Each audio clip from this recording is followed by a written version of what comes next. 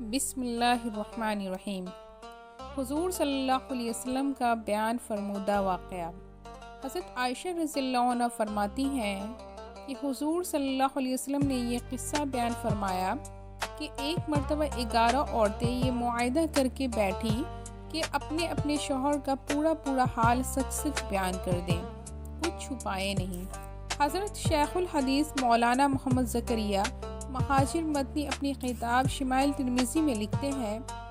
ان 11 عورتوں کے نام صحیح روایات سے ثابت نہیں، اگرچہ بعض روایات میں بعض کا نام آتا ہے۔ یہ عورتیں یمنی یا حجازی تھیں، ان کے ناموں میں بہت اختلاف ہے، اس لیے نام حذف کر دیے گئے۔ ان 11 عورتوں سے اپنے اپنے شوہروں کا جو حال بیان کیا وہ سنیے اور حضور صلی اللہ علیہ وسلم کی ازواج مطہرات کے ساتھ مثالی زندگی کو اپنے لیے مشعل راہ بنائیے۔ ایک عورت انہیں بولی کہ میرا شوہر ناکارہ دبلے اونٹ کے گوشت کی طرح ہے، گویا بالکل گوشت کا ایک ٹکڑا ہے جس میں زندگی باقی ہی نہیں رہی،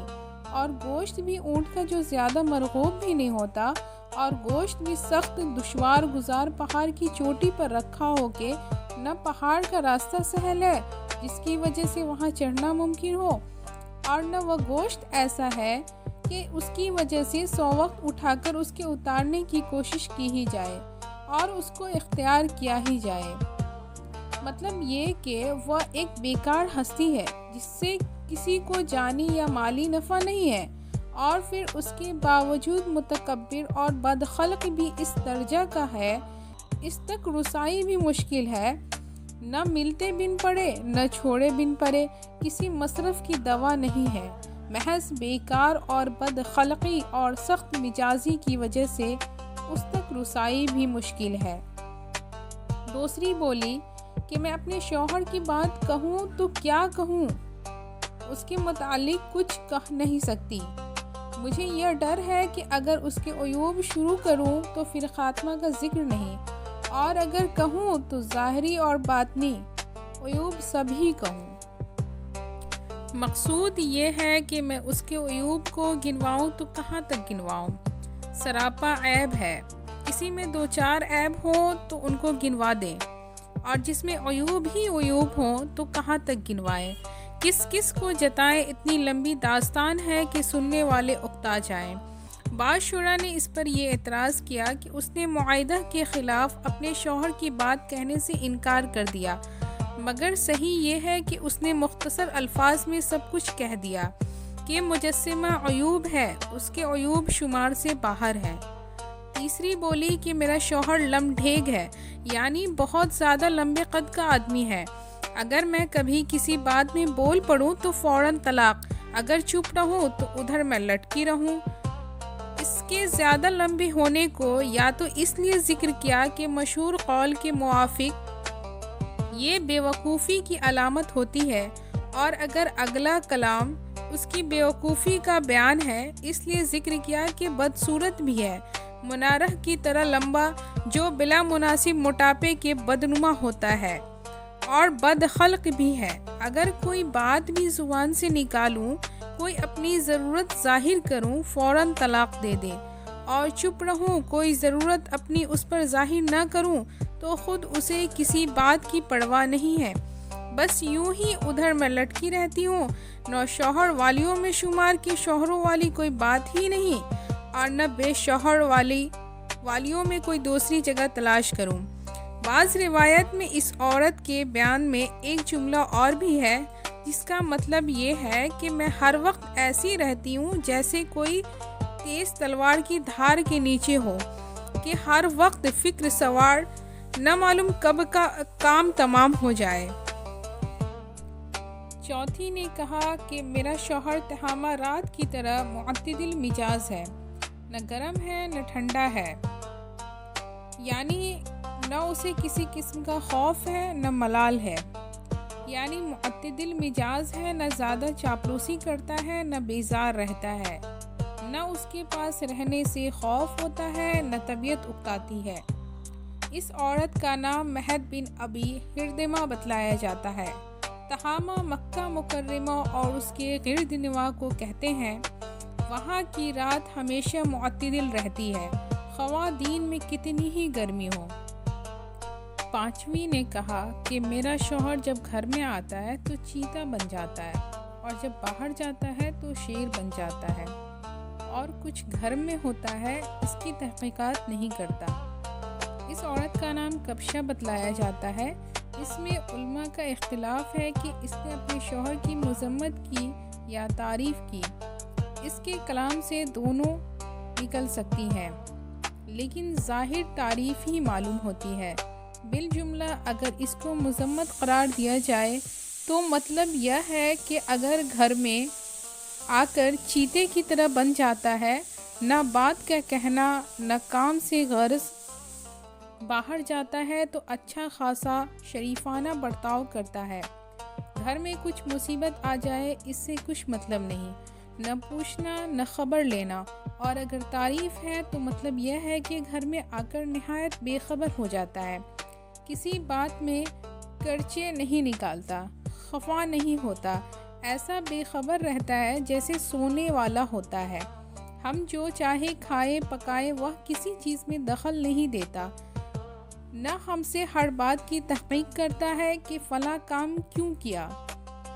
فلاں بات کیوں ہوئی۔ باہر جاتا ہے تو شیروں کی طرح سے ڈانٹ ڈپٹ خوب کرتا ہے، گھر میں جو کھانے پینے وغیرہ کی اشیاء ہوں ان کا مطالبہ اور تحقیقات نہیں کرتا کہ کہاں خرچ کی اور کیوں خرچ کی۔ جو چیز گھر میں آ گئی، گھر والے جس طرح چاہے اس کو خرچ کریں۔ چھٹی بولی کہ میرا شوہر اگر کھاتا ہے تو سب نپٹا دیتا ہے، اور جب پیتا ہے تو سب چڑھا جاتا ہے،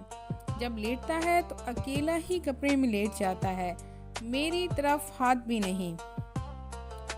اس کلام میں بھی تعریف اور مذمت دونوں کہی جاتی ہے، لیکن جیسا کہ پانچویں کے کلام میں تعریف زیادہ ہے، جیسا کہ ترجمہ سے معلوم ہو گیا ہوگا،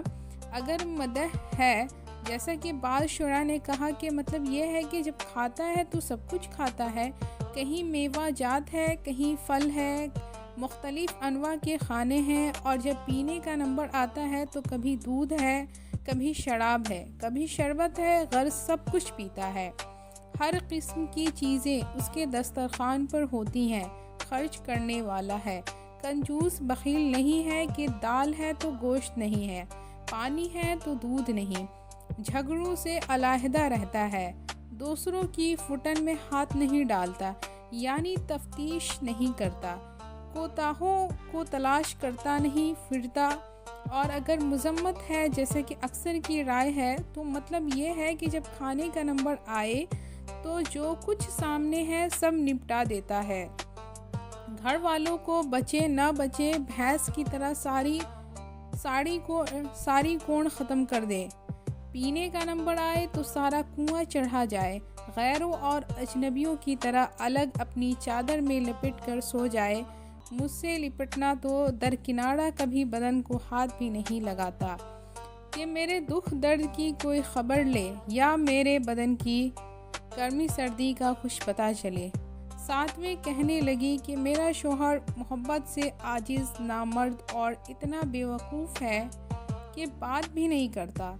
دنیا میں جو کوئی بیماری کسی میں ہوگی وہ اس میں موجود ہے، اخلاق ایسے کہ میرا سر پھوڑ دے، یا بدن زخمی کر دے، یا دونوں ہی کر گزرے۔ آٹھویں نے کہا کہ میرا شوہر چھونے میں خرگوش کی طرح نرم اور خوشبو میں زعفران کی طرح مہکتا ہوا ہے۔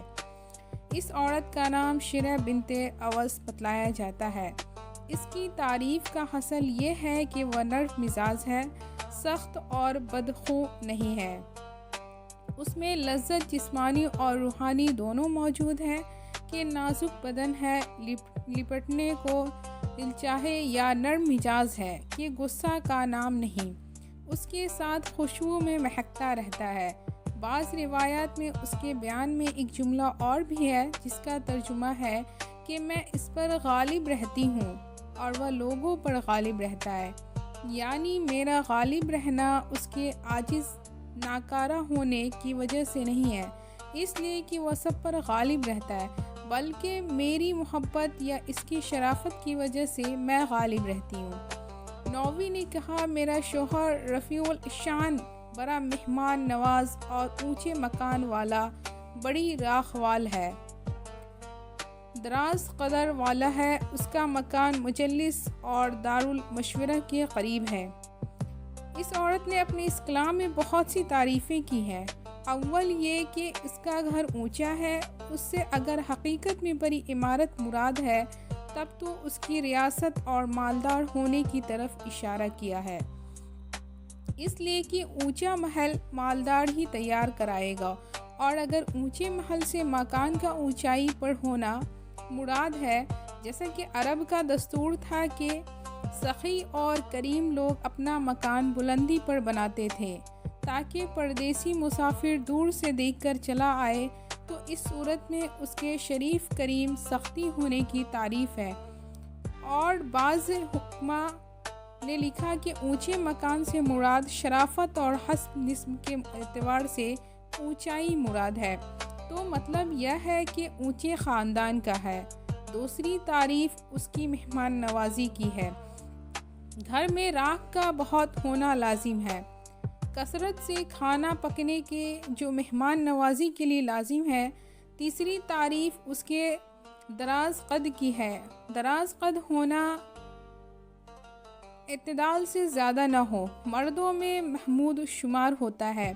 مجلس کے گھر کے قریب ہونے کا مطلب یہ ہے کہ ذی رائے اور سمجھدار ہے، ہر شخص اس سے مشورہ لینے آتا ہے، اس لیے گویا اس کا گھر ہر وقت دارالمشورہ رہتا ہے کہ ہر وقت کوئی نہ کوئی شخص مشورہ لینے آتا ہی رہتا ہے۔ بندہ کے نزدیک اس کا مطلب یہ بھی محتمل ہے کہ دارالمشورہ سے اپنا گھر قریب رکھتا ہے تاکہ مستمع ہونے والوں کے لیے عزا وغیرہ میں یہ کہنا نہ پڑے کہ اگر میرا گھر تو دور ہے اس لیے گھر قریب رکھتا ہے تاکہ توازی سامان میں دیر نہ لگے اور اس کی وجہ سے عزل کرنے کی نوبت نہ آئے۔ 10ویں نے کہا کہ میرا شوہر مالک ہے،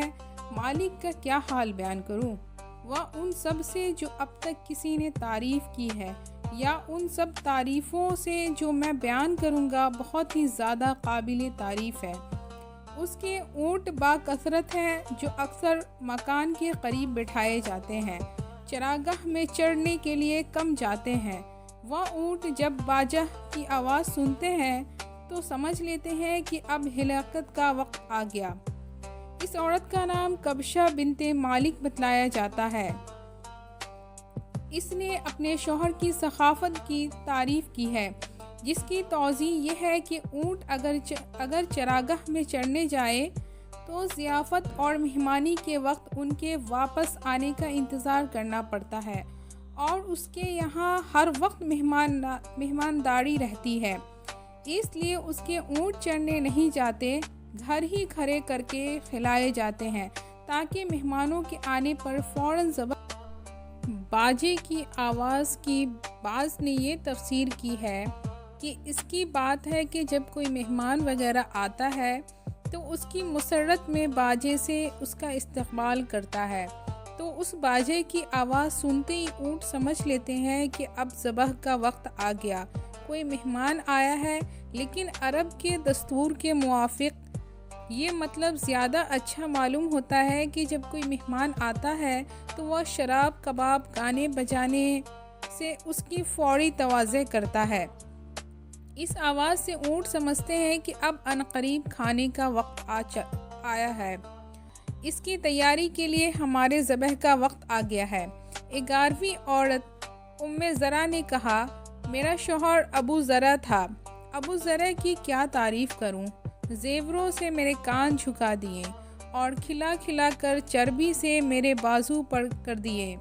مجھے ایسا خوش خرم رکھتا تھا کہ میں خود پسندی اور عجب میں اپنے آپ کو بھلی لگنے لگی۔ مجھے اس نے ایک ایسے غریب گھرانہ میں پایا تھا جو بڑی تنگی کے ساتھ چند بکریوں پر گزر کرتے تھے، اور وہاں سے ایسے خوشحال خاندان میں لے آیا تھا جن کے یہاں گھوڑے، اونٹ، کھیتی کے بیل اور کسان تھے، یعنی ہر قسم کی ثروت موجود تھی۔ اس سب کے علاوہ اس کی خوش خلقی کے میری ایک سی بات پر بھی مجھے برا نہیں کہتا تھا۔ میں دن چڑھے تک سوئی رہتی تھی، کوئی جگا نہیں سکتا تھا۔ کھانے پینے میں ایسی ہی وصیت کہ میں سیر ہو کر چھوڑ دیتی تھی اور ختم نہ ہوتا تھا۔ ابو ذرع کی ماں میری خوش دامن، بھلا اس کی کیا تعریف کروں۔ اس کے بڑے بڑے برتن ہمیشہ بھرپور رہتے تھے۔ اس کا مکان نہایت وسیع تھا، یعنی مالدار بھی تھی اور عورتوں کی عادت کے موافق بخیل بھی نہیں، اس لیے مکان کی وسعت کی کثرت مراد لی جاتی ہے۔ ابو ذرع کا بیٹا، بھلا اس کا کیا کہنا، وہ بھی نور علی نور، ایسا پتلا دبلا چھرے بدن کا کہ اس کے سونے کا حصہ یعنی پسلی وغیرہ سٹی ہوئی ٹہنی یا سٹی ہوئی تلوار کی طرح سے باریک، بکری کے بچے کا ایک دست اس کے پیٹ بھرنے کے لیے کافی، یعنی بہادر کے سونے کے لمبے چوڑے انتظامات کی ضرورت نہ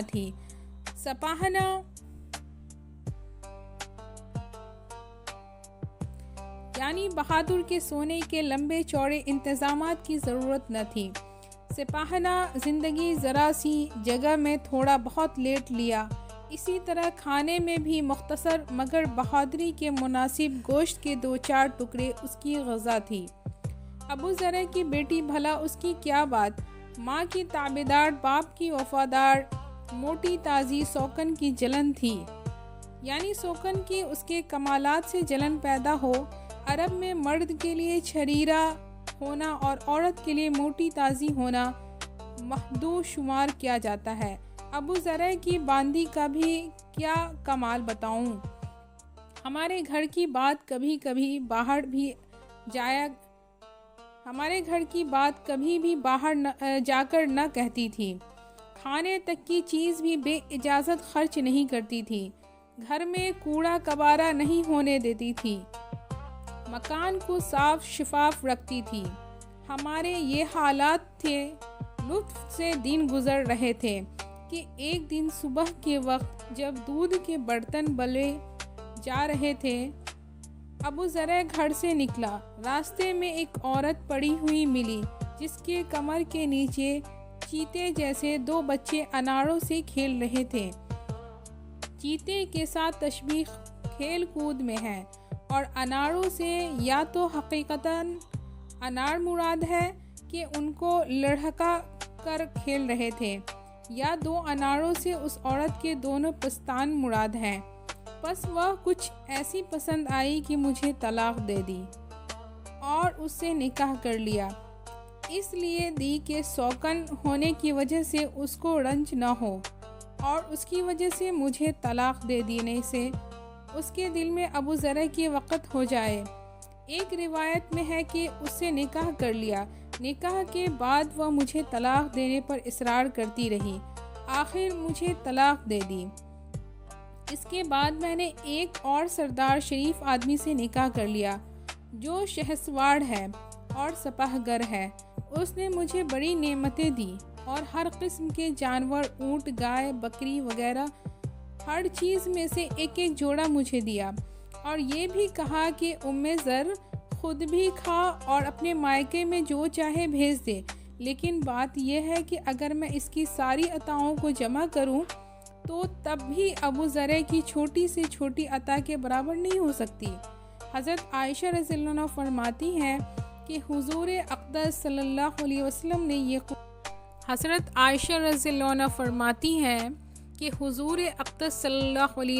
نے یہ قصہ سنا کر مجھے یہ ارشاد فرمایا کہ میں بھی تیرے لیے ایسا ہی ہوں جیسا کہ ابو ذرع ذرع کے واسطے۔ طبرانی کی روایت میں ہے کہ حضرت عائشہ رضی اللہ عنہ نے اس پر فرمایا کہ حضرت صلی اللہ علیہ وسلم، ابو ذرع کی کیا حقیقت، میرے ماں باپ آپ صلی اللہ علیہ وسلم پر قربان، آپ صلی اللہ علیہ وسلم میرے لیے اس سے بہت زیادہ برتر ہیں۔ حقیر تعالی جل شان ہر مسلم جوزین کو حضور اقدس صلی اللہ علیہ وسلم کا اتباع اس مضمون میں بھی نصیب فرمائے کہ عفت کا باعث ہوتا ہے